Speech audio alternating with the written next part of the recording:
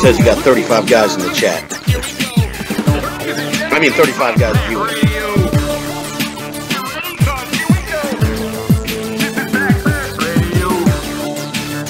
With your host, Vocab Malone.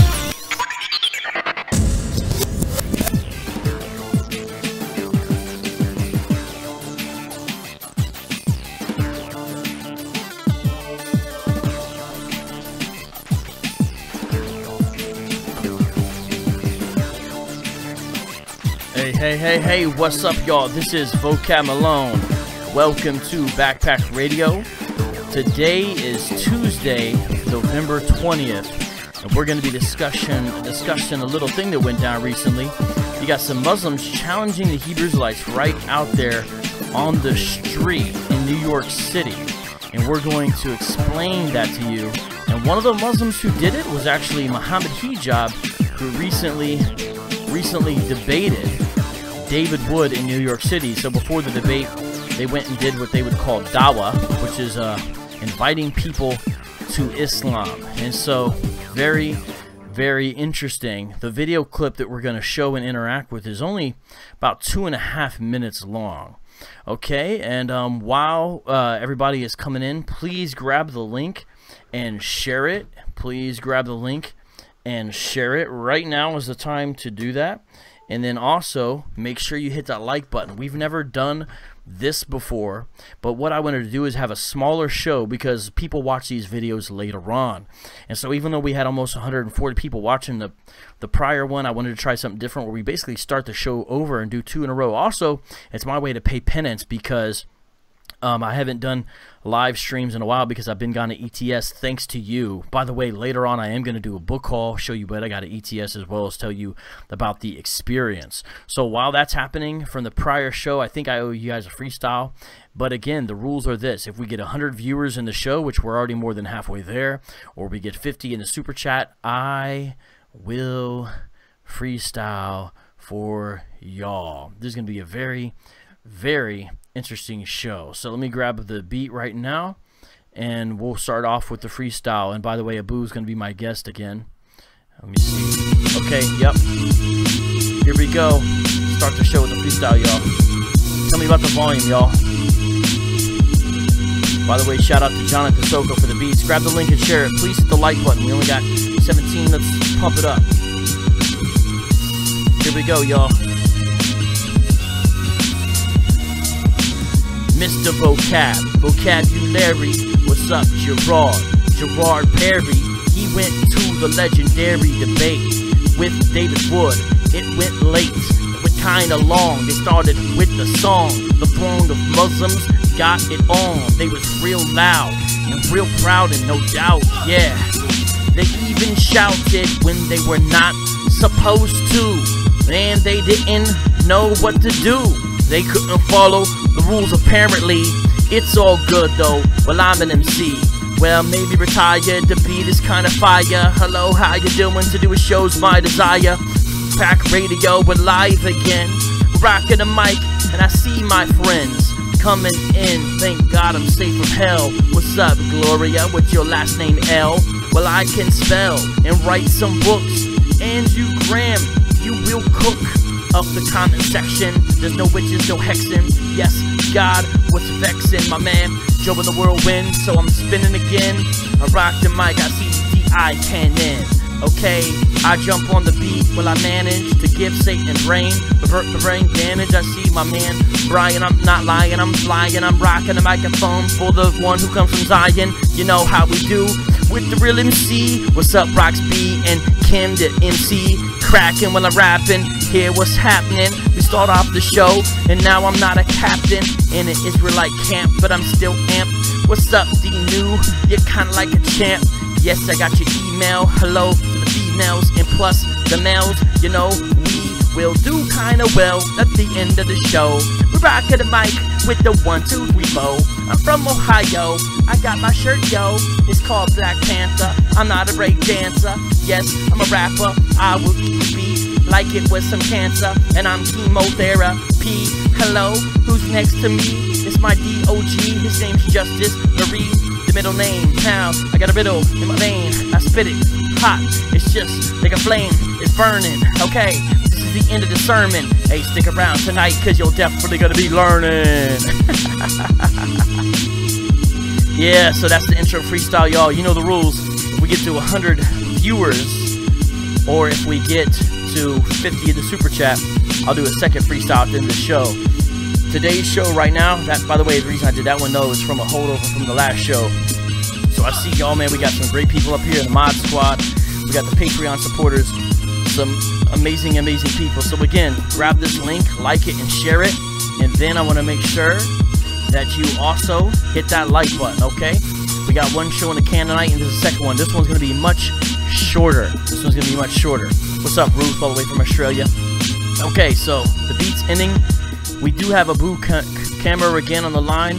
You can hear him on Skype. You won't be able to see him.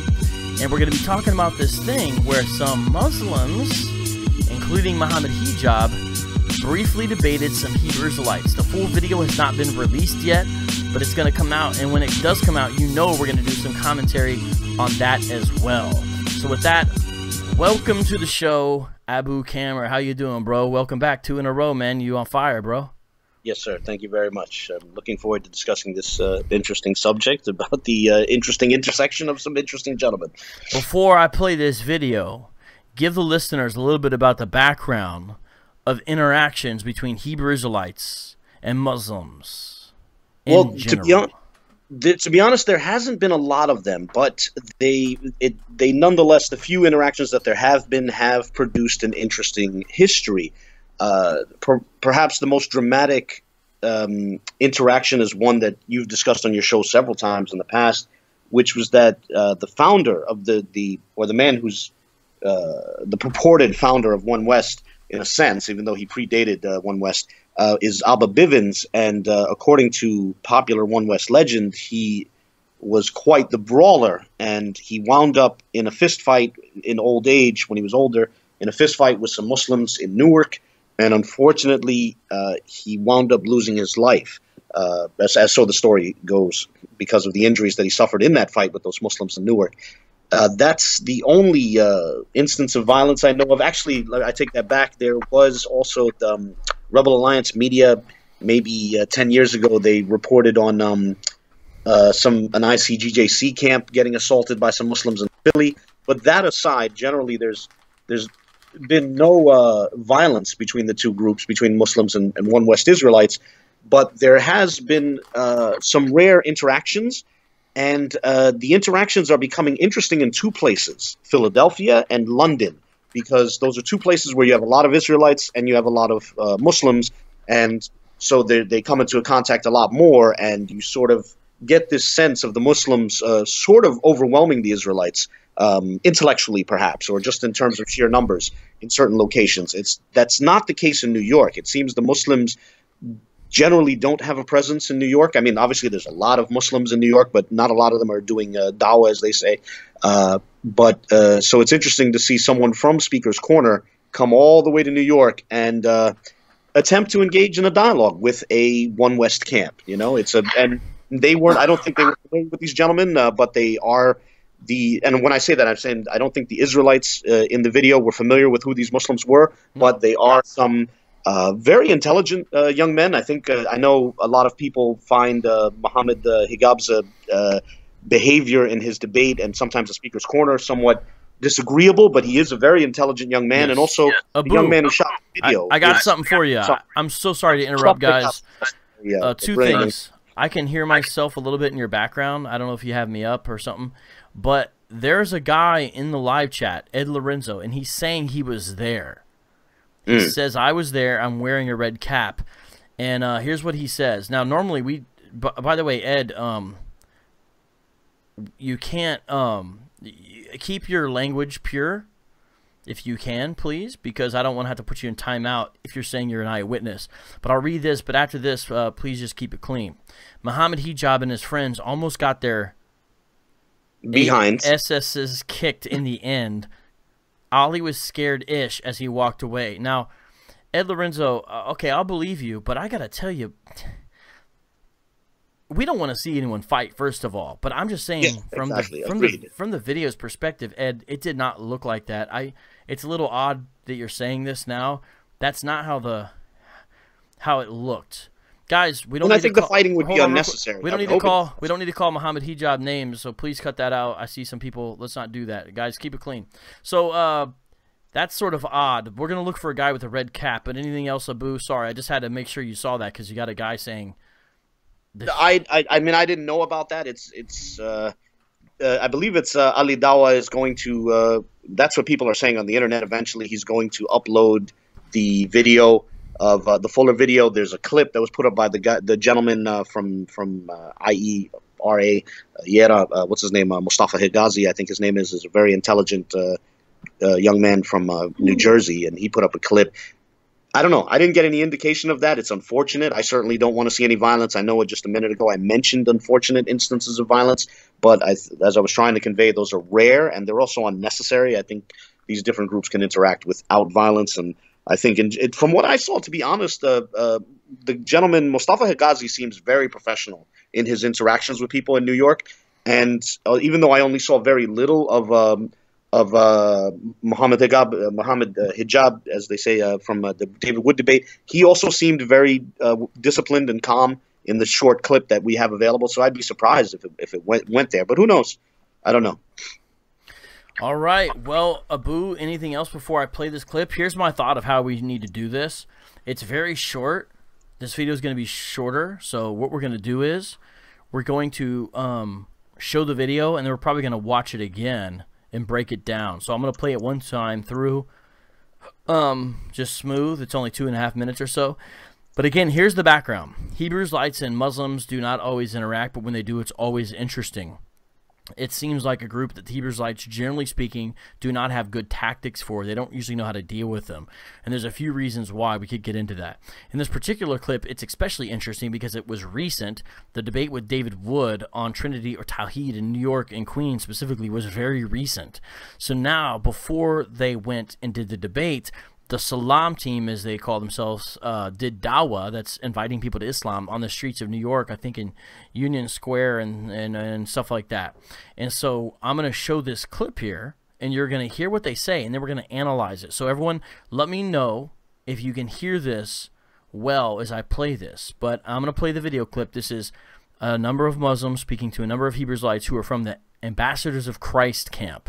Okay, so here we go. 3, 2, 1, I believe it is set up. Can you validate the Torah to be the word of God?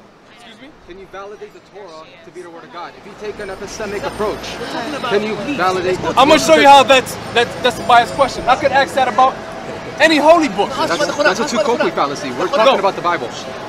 Bro, we're talking about the Bible and the Quran. We're talking about the Bible and the Quran. Okay, you got to stick to the topic. Bible or Quran. Okay, for someone like me, right, that believes in a creator, I'm going to say this is the book of the Most High. Now, for how do you people, know that to be true? Listen. Because you can quote the Bible all day. I'm we've been sitting here patiently listening to, you guys reciting now, before I answer him, would you agree that that's a biased question? Everything here has been biased.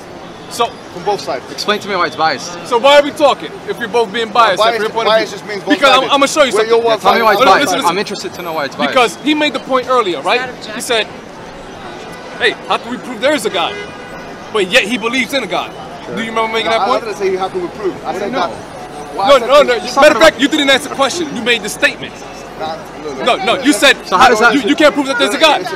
You said it's all subjective. And then you went into science. Hold up, wait. I'm answering him. And then, yeah, you see that, bro? People listening, you did say that. There's a witness. So now listen. What does that have to do with what I listen. I put forward a challenge. Listen to me. Okay, go ahead.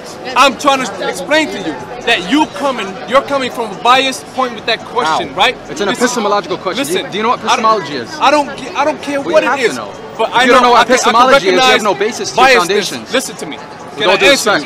That's fine. Listen to me. I'm gonna respect you. You act.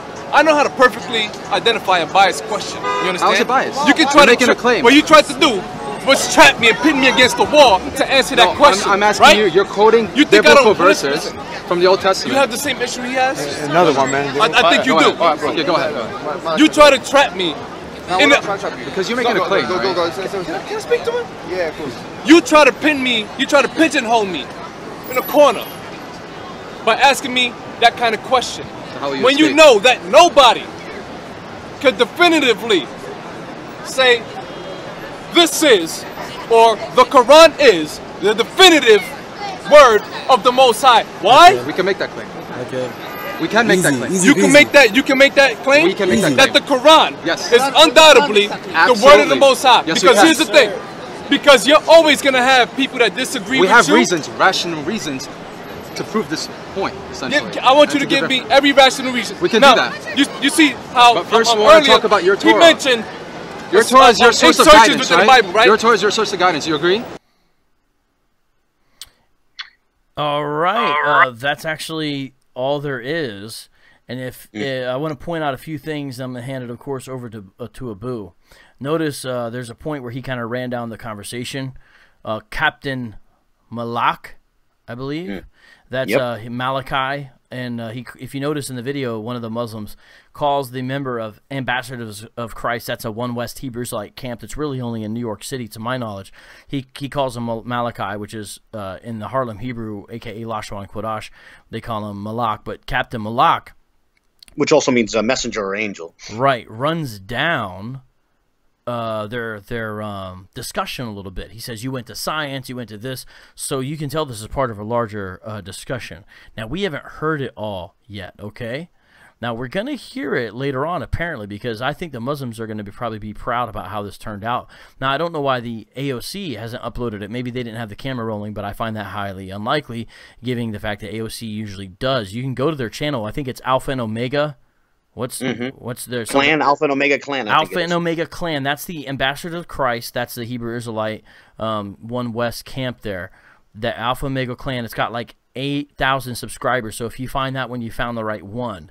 And you'll see a guy on there a lot, Hashar, but you'll actually see some videos of Malak as well. So, Abu, let's walk people through what they just saw as far as some background. And then I'm going to play the clip again and maybe pause it. But go ahead, bro. Well, I found it interesting. Again, this is a very short clip. Even in the clip, you can hear them alluding to significantly more discussion that happened before it. And I saw on Facebook, I believe, Mustafa Higazi, the person who uploaded this clip, he alluded to the discussion continuing on after this clip. So there's a lot that we miss. But nonetheless, from this clip, I think the young man in AOC was somewhat bothered by what was being proposed to him, because I think the Muslims presented a very different puzzle from what they're used to. On the one hand, they like to argue with people who already believe in the Bible. On the other hand, usually the people who try to reject the Bible seem to be guys that are, don't really have any sort of established ideology. They're atheists or people who are just bizarrely here nor there. And so they're able to, like, for example, if it's an atheist, they can just, mock them for not believing in a creator. But the Muslims can present a different challenge in the sense that they're not in either of those paradigms. They deny the Bible, but they're not atheists. They firmly believe in God. And they have an alternative that they would like to offer in terms of scripture, and that happens to be a very popular book on the world stage. And so I think there was a certain level of discomfort. It was interesting, though, that it seemed like Mustafa Higazi was about to lead into his arguments for why the Quran is divine, is divinely authored, and unfortunately we didn't get to see what that would be. But that's where I thought that video was going based on what I saw, and I was interested in seeing how it turned out. Now, let me get in some of these comments. Again, ladies and gentlemen, we're playing a clip from some dawah Muslims. You have Muhammad Hijab amongst them, although he's not speaking a whole lot in this clip, with members of the AOC, including a guy named Captain Malak. And there's someone in the live chat who claims he was there, Ed, in the end. LOL. Let me ask you this. Ed Lorenzo, are you proud that that's what happened? Are you proud of this behavior because you're laughing about it? Why did they threaten to beat him up anyway? How is that? It's funny. It's not funny. It's a tragedy. Your group, if you really are a part of this, I'm just going to assume you are for the sake of this conversation, because people from AOC may hear this anyway, claim to be ambassadors for Christ. And yet you maim and tar the name of Christ. You profane it with even what you're saying right here now. even if this didn't happen, what kind of ambassador for Christ would lie and be glad or think this is cool or funny that this did happen? But the thing is, I don't really have to stretch to believe that this could have happened, because I've dealt with General Hashar, who is higher up than anyone in the video. General Hashar told me in a debate, this was a moderated debate on a YouTube channel, 2-on-2 debate, told me he can't wait to squeeze the last drop of blood out of my neck. And he was a member of the Ambassadors of Christ. And he also threatened that he's going to put hands on me and that people are going to swarm on me like bees in Phoenix, Arizona. You know, if I may, about that Hashar, your exchange with Hashar, an interesting parallel. He had that night, one of his big complaints was that you don't recognize him as an Israelite. And in the comments on one of Mustafa Higazi's video, there was an Israelite doing the exact same thing, like feigning this like outrage that the Muslims didn't recognize them as Israelites. You know, this is sort of like their go-to thing to change the topic. I'm not trying to be disrespectful, but I get that there was that parallel that I noticed. You know, the comments on Mustafa Higazi's video sort of mirrored Hashar's responses to you in your debate with him, where it's like we're going to like avoid the subject and talk about, you know, how upset I am that you don't recognize me as an Israelite. Right. And so, you know, we're looking here, and this guy's claiming the Muslims were scared and that's why they left. Listen, Ed Lorenzo, Muhammad Hijab is 6'6". He's 6'6" and he does MMA. I find this a little bit hard to believe what you're saying. And he says, if I can say so, what you see on screen is nothing that's going on in the background. They had at least 20 people in their group. Are you saying the Muslims had 20 people with them, Ed? Is that what you're saying? Now, I could believe that. I could believe that. Now, I'd be curious, what do you think the relevance to that is as far as the video? Malone, I see the Israelites every weekend. I'll get them to reach out to you. Oh, so it looks like Ed is saying he's there, but he doesn't seem like he's saying he's part of AOC. Now, that's very possible. We know that often these groups have sort of admirers who might come to their camp. Ed Lorenzo claims that Muhammad was racist towards me. He called me the whitest person he ever seen, and I'm actually Puerto Rican. Okay, I don't... Well, that's under... I think what that... If I had to guess what that was about, I think the popular stereotype of One West groups is that they are distinctly black groups because they're dominated by, you know, African Americans for the most part. And so when they meet... I don't know if Ed Lorenzo is a member of any of these groups, but when they meet a gentleman who is somewhat... seems to convey a more stereotypically European morphology, there's, right. You know... It's somewhat. Some people who aren't familiar with them express surprise, you know. Ed Lorenzo says he's actually a former Muslim, and he says he can reach out to AOC and actually get us the full video. He says it was for about 20 minutes, and he says they actually told a Jewish lady that she should be dead and embarrassed. Are you saying the Muslims said that? Because, listen, Ed Lorenzo, if you're saying that as a criticism, I see Hashar and those guys out there on the street in New York, because sometimes I watch their channel, saying that to people all the time. So if you're criticizing the Muslims for saying something like that, I don't know why you would. I don't know why you would do that, because it's obviously not good. But I'm just saying that that's the type of stuff that they say on a regular basis. Okay, so let's walk through this video and break it down for the audience. Are you guys ready? We're going to show this video and get a little bit deeper into it. And can you validate the Torah to be the word of God? Excuse me? Can you validate the Torah to be the word of God? If you take... So, can you tell people who the man is asking the questions? Oh, I believe it's actually Mustafa Higazi that's asking the question. Right. If I'm not mistaken. But he calls himself, I believe, Abu Dawah. Yes, I'm sorry. Forgive me. I'm not... I think, yeah. That's the name of his account on YouTube. He's a young man from New Jersey, very intelligent young man. Apparently, he regularly goes out to Union Square. And just before the debate with David Wood, he managed to get Muhammad Hijab to go out there to Union Square as well. So, which is quite interesting. But yeah, he's an intelligent young man. Apparently, has a little bit of training in philosophy, and I'm guessing one of his issues is epistemological issues and questions of textual integrity and why would you believe in a text and stuff like that. Like he wants to. Well, let me say in full disclosure, I'm not very familiar with him, but from the little bit I've seen, that seems to come up in a few of his videos where before we get into this my text versus your text thing, let's talk about the arguments in favor of either text, Right, which I find interesting to see a Muslim dipping into philosophy like that, in that way. And so what he's saying in the very beginning, can you validate the Torah? Now, in a technical sense, the Torah is the first 5 books of Moses. However, sometimes it can be seen as a way to sort of give shorthand for the whole law or the whole Old Testament. And I think that might be the way they're using it here. But let's listen to this as he asked the Hebrew Israelites to validate their belief in the Torah. Can you validate the Torah to be the Word of God? Excuse me? Can you validate the Torah to be the Word of God? If you take an epistemic approach, can you validate the Torah? I'm going to show you how that's a biased question. I could ask that about any holy book. Okay, so can you take an epistemic approach? Somebody look up epistemology in the Stanford dictionary. Don't do it on Wikipedia. Just throw maybe the link in there or something. I don't want to get too deep into it, but Stanford, they have an online dictionary that's pretty good. But epistemology is sort of the science, or really the philosophy, is what I should say. The philosophy of how we know what we know. And it has to do with all kinds of questions, such as beliefs, knowledge, belief formation, knowledge, certainty, reliability or lack thereof of senses, what we experience, how we process or analyze things internally once we sort of receive data from the outside world. Thank you, Abu. I appreciate that.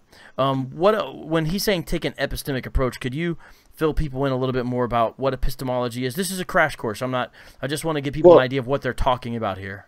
Well, I don't know how deeply he intended it. The way I interpreted it, and if I interpreted it wrongly, I apologize to Abu Dawah, as he calls himself. But I assumed he just meant it in the sense of a general study of knowledge and how we know what we know. Like, to what extent do your beliefs constitute justified true beliefs, and therefore knowledge. And so I think that's where he was leading into it. I think he was leading into this idea that if you're going to claim this text as the Word of God, it begs a question: why do you believe that? Let's let that be the starting point, And I think that was his position. That I think it was an evidentialist approach. Ultimately, I think his position was that Israelites and Christians and Jews don't have arguments in favor of the inspiration of the Torah, while he feels that Muslims do have arguments for inspiration of the Quran, and therefore he wants to make that the starting point for the discussion. So that's my understanding of it. I could be wrong. So there's a little,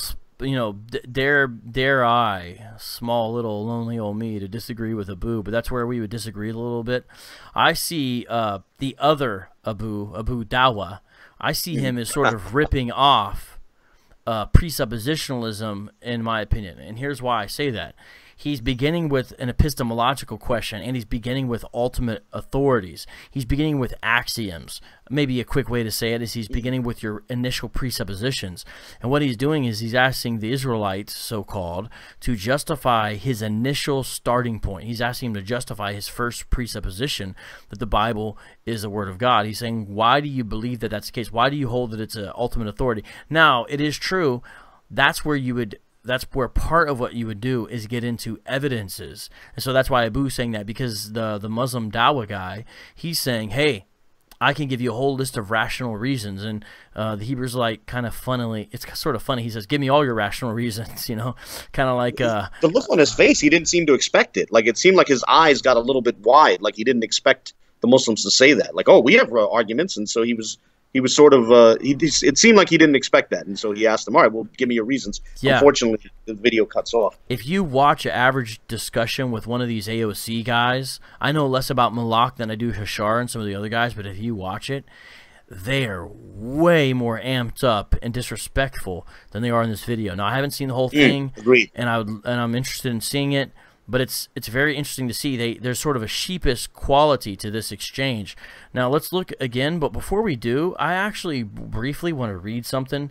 And to do that, you guys kind of know a little bit about this show and how it goes.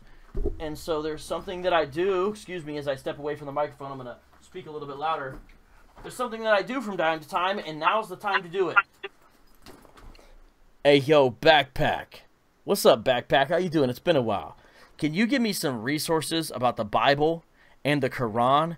Help us out, Backpack. Backpack, magic backpack. I'm the nigga, the Mac attack backpack with this sack reacts. I'm like a maniac. I got stacks of facts to keep y'all on track. Wow, thanks, Backpack. You've got some amazing resources in here, and you happen to have just the right ones. You're great. Let's see. Reasoning from the Scriptures with Muslims by Ron Rhodes. It has a section on here, a defense of the Bible as well as a Muslim view of the Bible. That's helpful. This one is the best, but it's a little thick. The Gentle Answer by Gordon Nickel. It answers the charge by Muslim apologists and polemicists that the Bible is corrupted, and it even uses their sources to do it. You have to have this book. But the one I'm going to read a little bit from is called The Bible and the Quran. Very simple little book. Stephen Massoud, A Question of Integrity. Now, T-A-W-R-A-T, how do you pronounce that, Abu? Torah. I like the way you say it. Every time I point, you got to say it because it sounds cooler when you say it. So I'm going to actually read here a little bit from this book, and we can go to the sources, but I like to introduce you guys to resources. So here we go.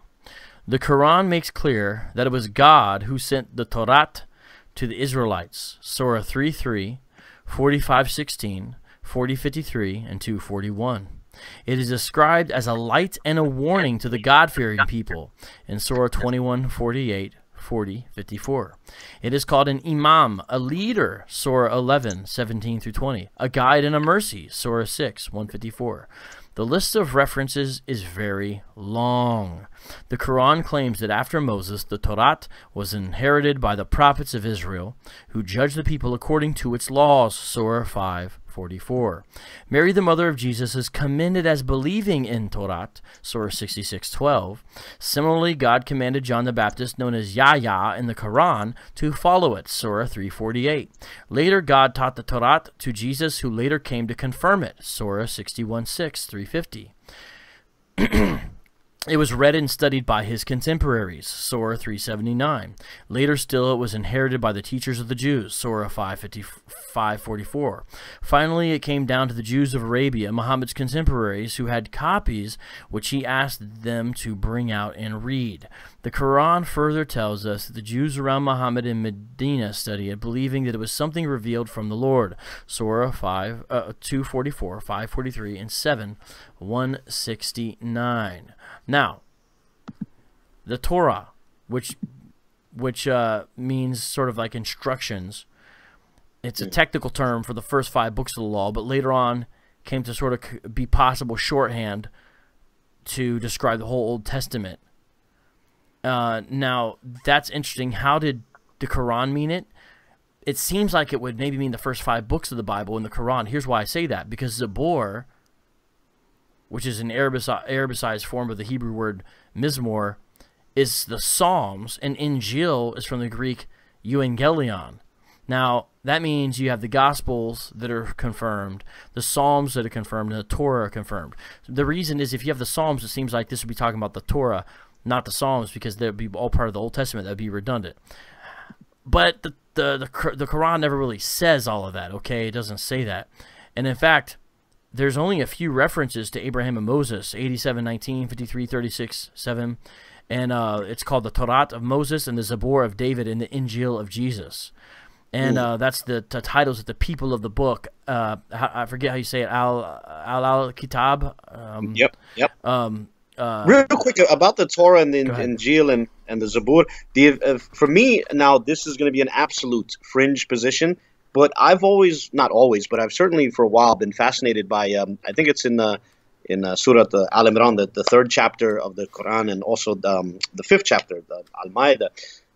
They both have verses which make reference to the Torah and the Gospel, and then in the midst of that, they throw in the word hikmah as well. You know, the wisdom. Wisdom, yeah, okay. And I've always wondered if the author intended that as a reference to a text, because it'll say like the Kitab, the Hikmah, the Torah and the Injil. You know, it's like within that context. I wondered if they meant a text being referred to as wisdom. Yeah, that's interesting. I've actually never heard that position. And that's interesting for the Israelites who affirm the quote unquote apocrypha. You know, right.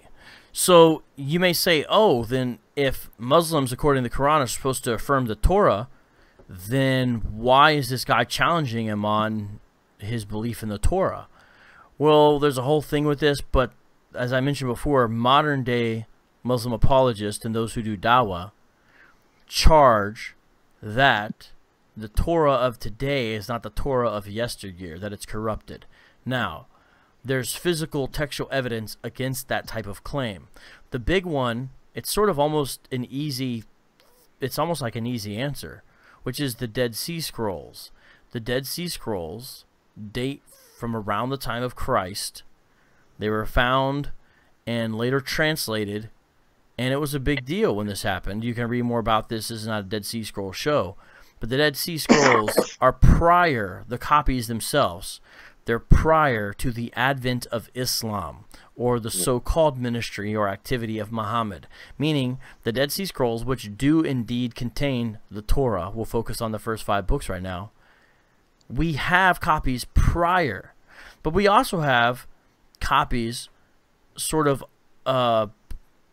in between, you know, of the Old Testament. Now, sometimes when I'm speaking of that, it's going to be copies copied by Christian scribes.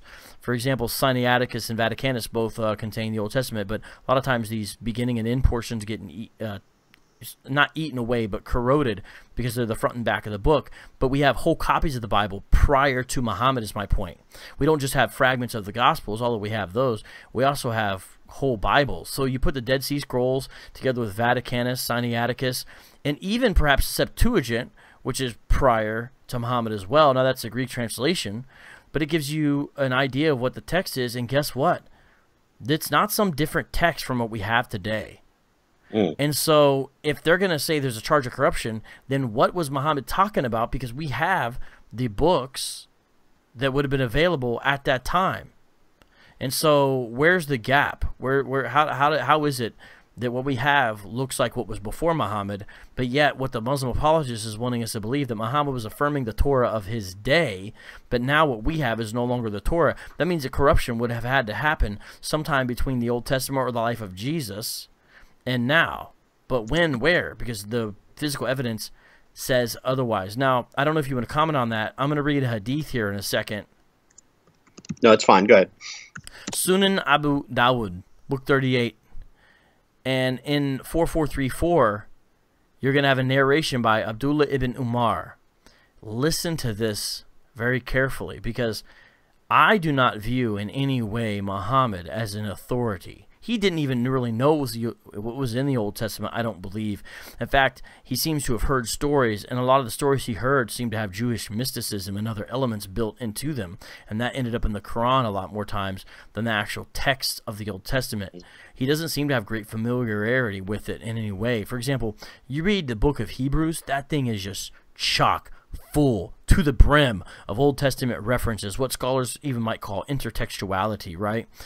The Quran has no such level of sophistication, does not show that familiarity at all. Now, Muslims may say, well, Muhammad's not even the author of the Quran. Well, Allah should have known, and he didn't really put much of his Torah knowledge on display.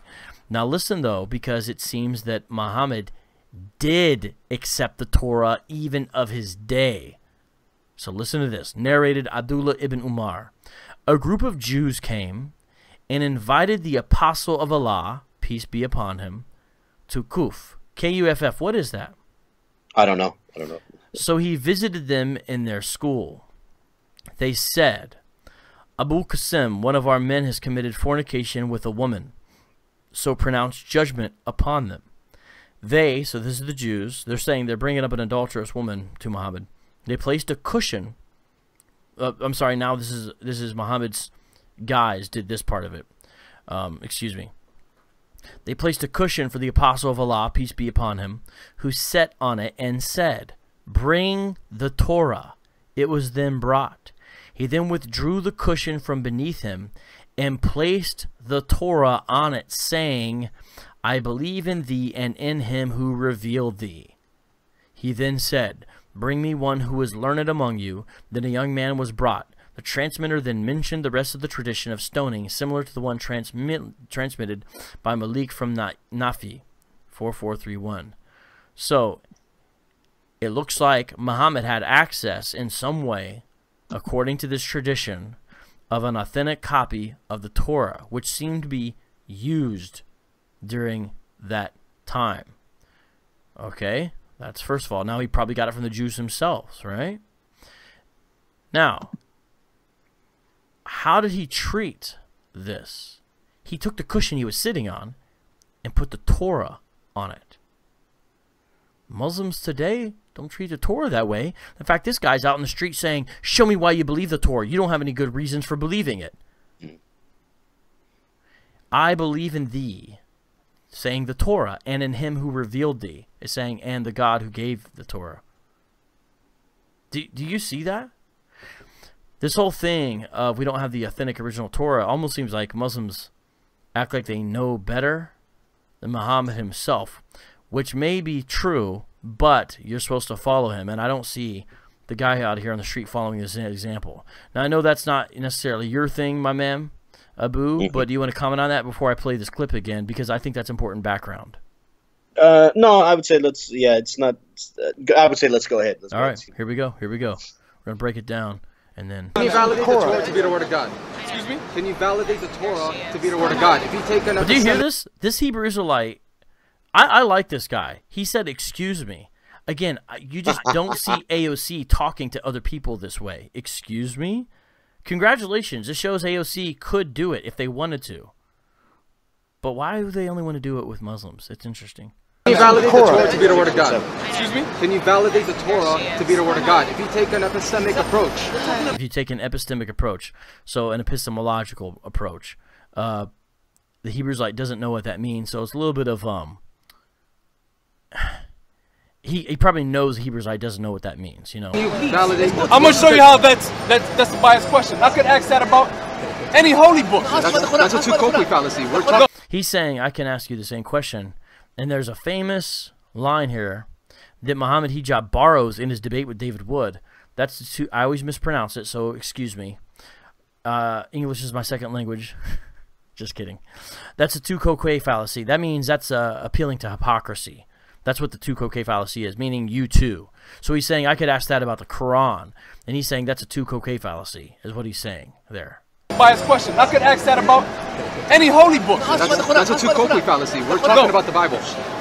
Bro. Why are we talking about the Bible? Because that's what he wants to talk about. He's not interested in defending the Quran right now. Abu, I know I'm playing this for first 15 seconds a number of times, but anything though so far before I hit play button again? No, although, I mean, it is interesting that they wanted to focus on the Bible and not get into the Quran. I have to admit I'm of two minds on that. On the one hand, I do think it's a good idea to try to keep people focused on one topic at a time because you can get all over the place. On the other hand, I do think it's also fair to compare our respective ideas about the corresponding scriptures. Okay. All right, here we go. We're talking about the Bible and the Quran. We're talking about the Bible and the Quran. So the Hebrew Israelite's saying, no, we should talk about both of our ultimate... I'm translating this. He's saying, no, we need to talk about both of our ultimate authorities, not just mine. Now, I agree that you can do one at a time, but I think the Hebrew Israelite... Look, Malak, Captain Malak is probably aware that they're not going to really get over to defending the Quran. They're probably going to stay on attacking the Scripture. Now, I think that's why he wants to make sure they don't just do that. And so I feel him on that in the sense of, hey, both of our ultimate authorities should be examined here. Not just you get to interrogate me about mine. Now, we could talk about, he should be able to talk about his, certainly.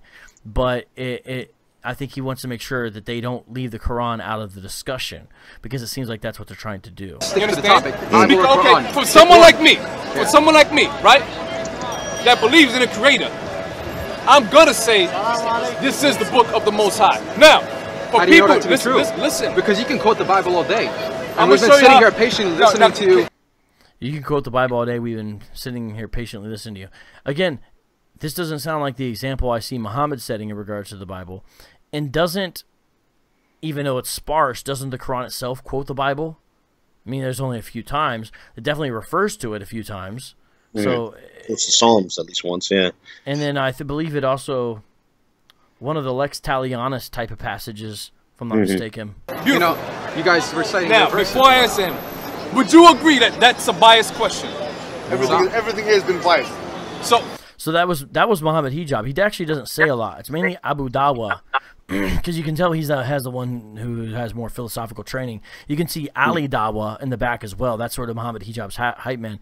But Muhammad Hijab says everything here today has been biased. Now, as a presuppositionalist myself, I actually agree with that, meaning we all have our presuppositions, and I think it's good to recognize them and even admit them. And it's a little weird, and I'm not sure I fully understand what he's saying, where he says, for someone like me who believes in the Creator, I'm going to say it's this book. I'm not exactly sure what he means by that. What I think that is that they, usually when they're dealing with someone who's attacking the Bible, those people are, they're nearly atheists or they're actual atheists. That's what I mentioned earlier. They get put in this awkward position where the person who's denying the Bible is themselves a fierce, a firm theist as well, Right. They're not used to dealing with someone who not only attacks the Bible but has their own sort of alternative book. Although, and again, this is my presuppositionalism come through, everybody who's attacking the Bible out there epistemically has their own other ultimate authority. In the case of the atheist, it's basically going to be their rationality. And you can ask the atheist the same thing. Well, why do you believe X, Y, Z? And the atheist is going to say something like that. Well, that's logical, or that's what I think, or something like that. It makes sense to me. Something like that, right? Depends on the level of philosophical sophistication. But we can also ask them why. And the question is, why do you trust your own senses? Why do you trust the laws of logic? Why do you trust the law of induction? And then they're going to say something like, well, it's always been the case that I've seen. It's never failed. But that's actually using the past to justify the past. My point is that you can challenge anyone on their ultimate authorities. And that's what I think it's valid to challenge people's basic presuppositions, but it's also good to recognize we're all biased in that we all have them, and they're not as easy to justify as you might think. And there's reasons for that, but let's continue on with this. Biased question. Everything here has been biased. So, from both sides. Explain to me why it's biased. So why are we talking? If you're both being biased, bias just means both because I'm gonna show you something. I do like how they're asking each other's questions. I mean, I wish the Hebrew Israelites could talk a little bit more like this to most of the Christians. But it seems like, and maybe Abu, you don't agree, it's fine. It seems like because they know by and large Christians aren't going to get physical, and they're not going to use that as intimidation tactics usually, that they kind of will bully people. But it's like they don't do that with the Muslims, so they actually have a decent, rational conversation.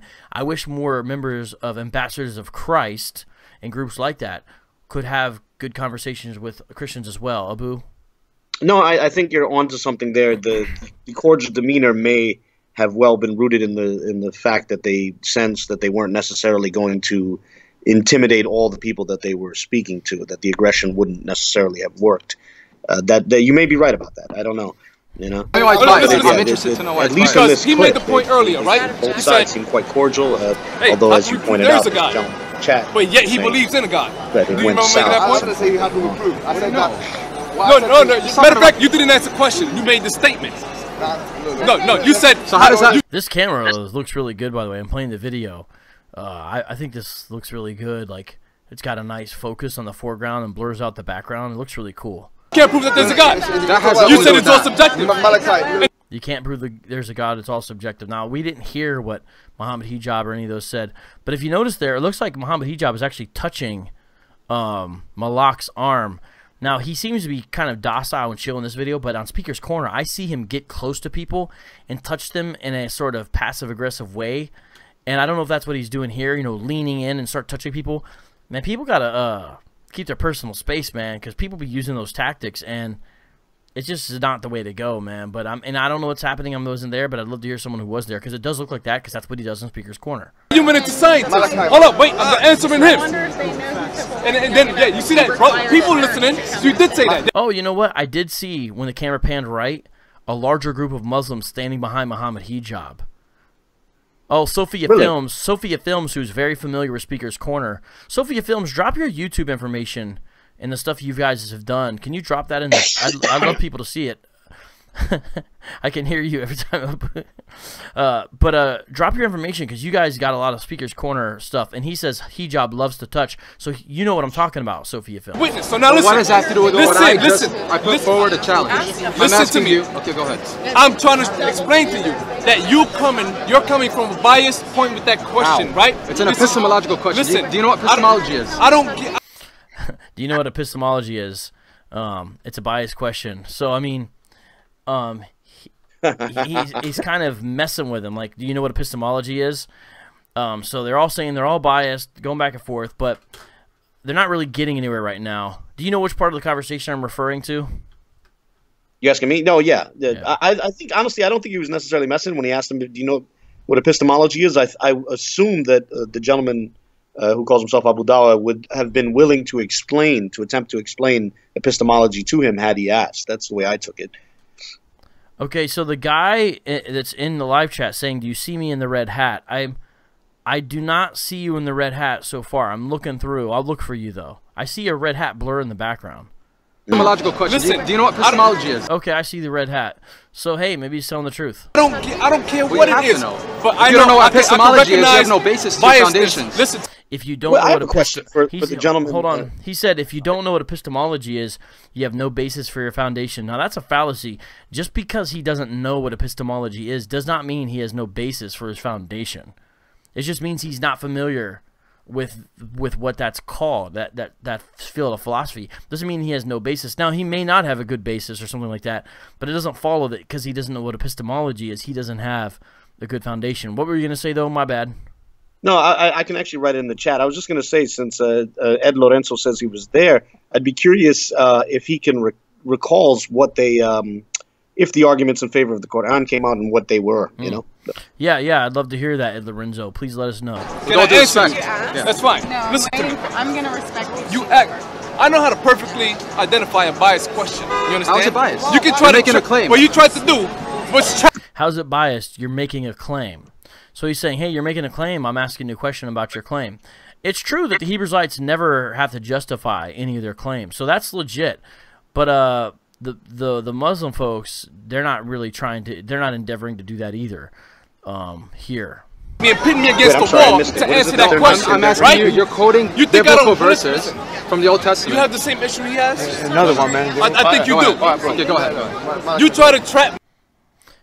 You know what I'll do? I'm going to take out the earphone so you can hear this a little bit better. I'm saying that the Muslims, as far as what we're hearing now, aren't really defending either, but we're only seeing a small clip. Because you're making a claim. Go. Can I speak to him? Yeah, of course. You try to pin me. You try to pigeonhole me. So he's frustrated. Can I speak to him? Although I hear the Hebrews like talking more. So, I mean, I don't know. But Muhammad Hijab is like, they're being pretty chill here as far as overall, it seems like to me. In a corner by asking me that kind of question. So when you know that nobody could definitively say this is, or the Quran is, the definitive word of the Most High. Why? We can make that claim. So I think he's saying nobody can say for certain their ultimate authority is correct. And the Muslims are going to say we can make that claim and we can justify it. So it's very interesting. You don't hear conversations like this much with Hebrew Israelites. Can you hear it now, Abu? Yeah, definitely, yeah. Okay, I'm gonna play the next part. We can make that claim. You can make that. You can make that claim. We can make that claim. That the Quran Yes. is undoubtedly the word of the Most High. Yes, because we here's the thing. Because you're always gonna have people that disagree We with have you. reasons, rational reasons, to prove this point, essentially. Well, so that's not that great of an argument the Hebrew Israelites gave. He was saying, well, you can make the claim, well, but there's going to be people who don't believe. So see, because the lack of agreement on truth does not necessitate something's not true, or the lack of people agreeing to something that's been verified or demonstrated doesn't actually necessarily speak to how well it was verified or justified. It just points to people's credulity or their own personal disposition or bias or something like that. So he's correct. There's always going to be someone who will doubt even things that are clear or known. But that's different than have you made the claim and then adequately given reasons for it. I want you to give me every rational reason. We can now, do that. You see how But first, we want to talk about your Torah. We mentioned your Torah is your source of guidance, within the Bible, right? Your Torah is your source of guidance. You agree? All right, Abu, so sorry, I was realizing halfway through that you weren't even actually able to hear anything because of when the headphones are plugged in. But I played it through time, and I realized actually we went longer than I said. So I want to let you wind up with with other thoughts you have on this because you weren't able to comment, I didn't let you talk because I realized you weren't hearing it. So that's why, audience. But go ahead, Abu. Well, no, I mean, my only minor comment is that I wish we could have seen because it seemed like they were, I mean, clearly Malak is inviting them to present their argument for the Quran. It seems Ed Lorenzo said that that later on Malak acted as though there's no point in believing in something that came after the Bible. That's the way I interpreted Ed's words in the chat. So maybe they never got around to it. If they did get around to it, I would have liked to have seen what that was and how the gentleman in AOC responded to it. So hence why I'm looking forward to if any future any more footage is going to come out, whether it comes from Abu Dawa or the Salam crew in England or from AOC themselves. I hope to see more footage because I thought it was an interesting exchange. You're right. And this sort of interplay between one Westers and Muslims is rare, so it's fun to see it. Now, there is something in relationship to all of this called the Islamic dilemma. And I do think it's a problem for Muslims to deal with. David Wood has a great 8-minute video on it. But what is the basic essence of it? The basic essence, and this is where we're going to kind of end, is that the Quran affirms the inspiration, preservation, and authority of the Bible. It affirms it. And this includes the Torah and the Gospel. But yet, the Quran contradicts the Bible on fundamental issues, specifically the atonement and the resurrection and deity of Jesus Christ. But this makes the Quran self-destruct because there's a teaching in the Quran that the word of Allah cannot be corrupted. Now, there's a whole apologetic that tries to get around this and basically says, well, in the case of the Bible and these other things it can, but not in the case of the Quran. But these are arguments that are not actually Quranic arguments. And so Muslims will sometimes brag. They'll say, this is a Quranic argument. But if you watch what they do, they're giving way more sophisticated and equally self-contradictory arguments against the Bible when they do it. You know what? I might even post 2 videos tomorrow, guys. I'm doing things a little bit different this week. It's holidays, What I might do is I might ask David Wood if I can post his Quranic dilemma video because it was really well done. I might ask him, hey, can I post that on my channel as well as this video that Abu made about the marches? But you don't really get into those type of arguments, even though you're very familiar with Islamic theology. That's not kind of your bag. Is that right, Abu? Yeah, that's not my cup of tea. No. Okay, well, this wasn't an in-depth analysis. This was to expose you guys to it and also to tell you to, hey, watch out, look out, because we're going to do more analysis when this video drops. God willing. Yes. And so I'm very excited about that. And again, look to the channel, everyone. I'm going to ask David about posting the Islamic dilemma video, and I might even make a few changes to it, maybe read it in my voice or something like that. And then I'm also going to post the March video that Abu made. And Abu, you could drop your information because I do want people to subscribe to your channel, Abu. Even though they're going to see it on my channel, you have a lot of other great stuff on there. And you have the longer, fuller version because I'm going to post a shortened version. Okay. Yeah, thank you. Hey, everyone that joined, thank you so much. Abu, we got it up to 145 people. So that is fantastic. I've never done this 2-show thing in a row, but this might work. Now, we went a little bit longer the second time, but I'm having fun with you guys. There's a lot of people in the chat I did not get to talk to, but guys, I'm going to talk to you on the GoFundMe because I got a lot of news to share. I'm going to talk to you guys on social media. Please follow me there. I just hit 2,000 subscribers. That's not a lot on Twitter, but it was my year-end goal, so I'm happy I hit it. It was a big deal for me. We're close to hitting 10,000 on YouTube, and this is small numbers compared to what the secular world does. But all it is trying to make some kind of dent in the culture for apologetics in these fields. Hey, Tony Tabano, what's up, man? Really good to see you, bro. And so, it is what it is. I got to talk to my people again, but for now, we got to shut this down. But check this out. The next show I do, unless some news happens or changes, I'm going to do the stuff about my ETS. I'm going to show you guys all the new books I got and how to use some of those resources, as well as give you an insight about what it's like to be at a theological society meeting. I think you guys will really enjoy that. So stay tuned for some Backpack Radio shows. I don't know exactly when right now because there's a lot going on with Thanksgiving and all that stuff.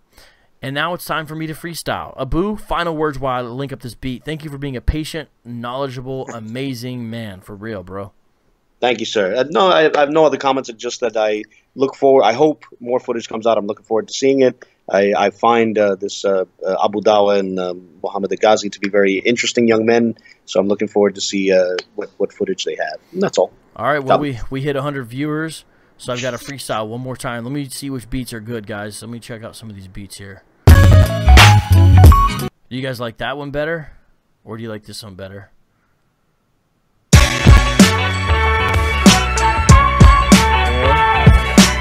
Do you like this one better?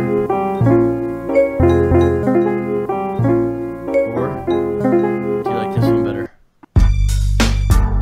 Or do you like this one better? I think I know which one I'm going to use.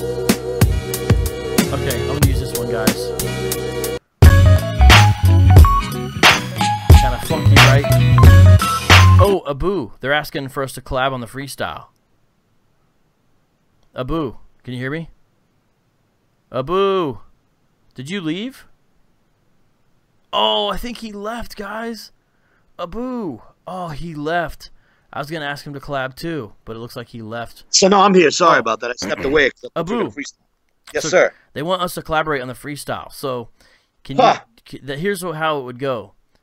You can either say a topic in my, like, real loud, and I'll try to switch topics, or you could type it in the live chat and I'll read it and I'll switch the topic that you typed to me. How's that sound? Can you do that? Okay, I mean, yeah. Okay. Let's see if I'll give it a shot. I closed the live chat because I thought you were finishing up, but I'll try and yell it. Okay, Anthony Rogers did it, so you should be able to do it. All you got to do is say something and I'll switch it, okay? Try to do it after like 4 to 6 lines or something like that. Ready? What's the first one, bro? The Quranic affirmation of the Bible, I guess. All right. Okay. That was a long word. But get your next one ready, bro, because here we go. Okay.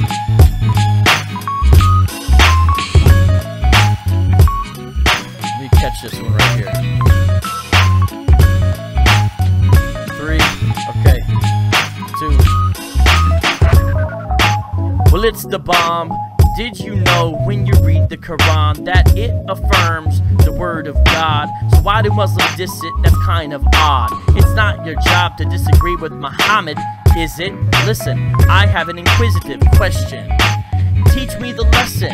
Why are you stressing the Bible's reliability? Muhammad said it was reliable. You're killing me. Hey, yo, are you Does feeling me? God pray?